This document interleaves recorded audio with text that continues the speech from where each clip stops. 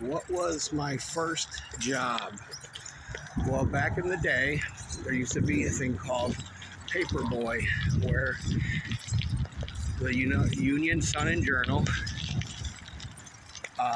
would deliver the papers to your house, and after school, I think I was in 7th grade, they would bring, you'd have a route of like 43 people, 30 people, 50, whatever, and it was inherited from a kid in my neighborhood named Dave Tabinitz, who was the troublemaker of our area, but he was a good dude. His dad was a Vietnam veteran. We used to throw snowballs at cars together. He kind of taught me how to do everything bad. He was like 16 when I was like 12, and that's like a world difference. Anyways, shout out to him and Jay Symes. They made me fight this one high school kid named Eric Marks. I was bigger than most kids for my age. And so you'd get your paper bag, load it up, have your list of people, put the paper on their porch or wherever they wanted it. You had this little handheld thing called, it was just basically like a bunch of index cards. And then you'd also have to go around and collect. So you would have a thing, and you go around and knock on their doors on the weekends and say you owe $1.35, and most people would give you a couple extra bucks. Some people would just give you $1.35 because they were cheap as fuck. But most people, you're a young kid, they would tip you. And then around Christmas time, I think I made like $75. But you'd walk through the snow. Sometimes you'd have to wait for it to stop raining.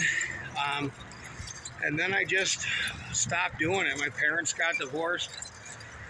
I just didn't have any interest in anything, I started becoming socially awkward. I really had really bad social anxiety, where I hated being in public or being around, like going into a restaurant.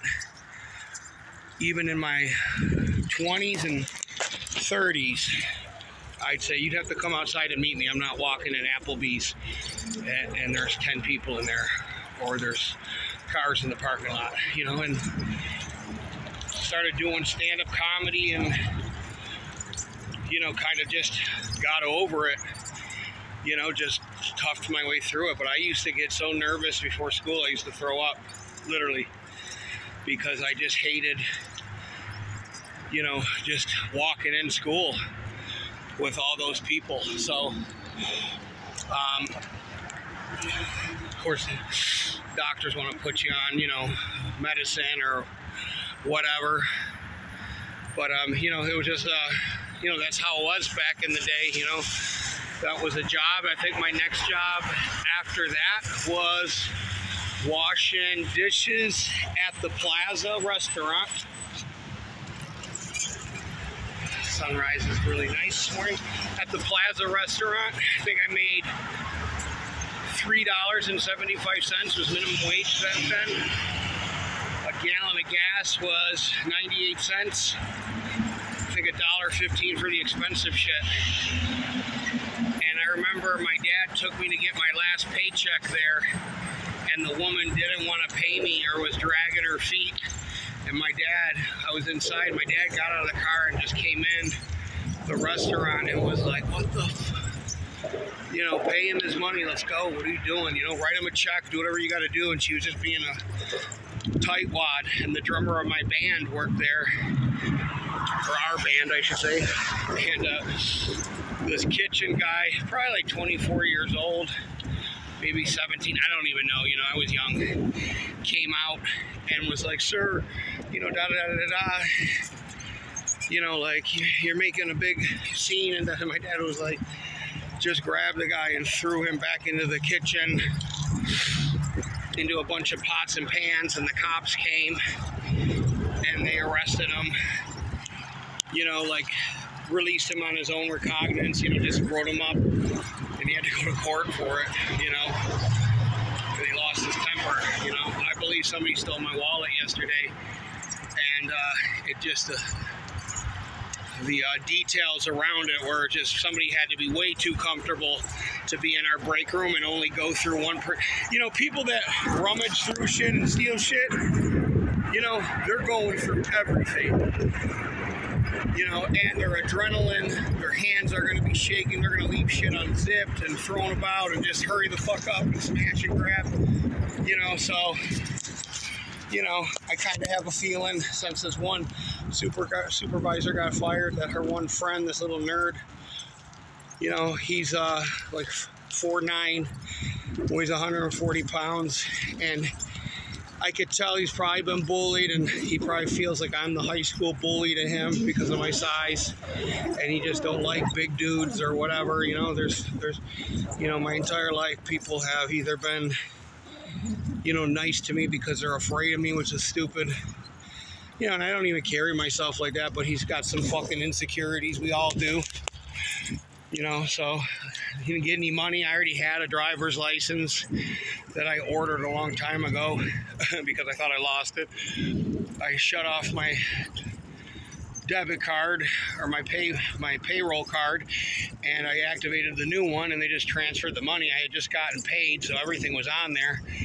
But you know, the more I thought about it, you know, there's a dummy camera walking into that area of the break room. You know, customers do walk by there, but they see that camera. No one's just gonna go and then not take a girl's iPhone, you know.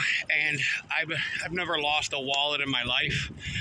You know, it's in a big Ziploc bag, waterproof, with, you know, my Tylenol or my aspirin, and I don't know, I just feel like somebody took it, and the dude was acting sketchy, you know. So who knows? I don't care, you know. I ordered a new PayPal card and locked it, and, you know, just dumb shit, you know. But that was my first job, and we used to shovel snow.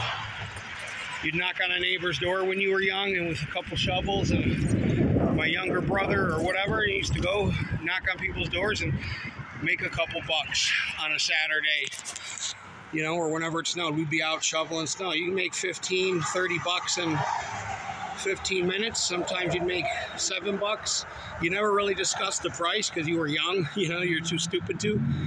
But, you know, some people would treat you really well. I remember a guy gave me and my brother like $40 to shovel a fucking small ass like driveway, you know. I think it took us about an hour to do, and we did a really good job. Did his porch and everything. He gave us, you know, he gave us a big chunk of change for, you know, a 10 and 12-year-old.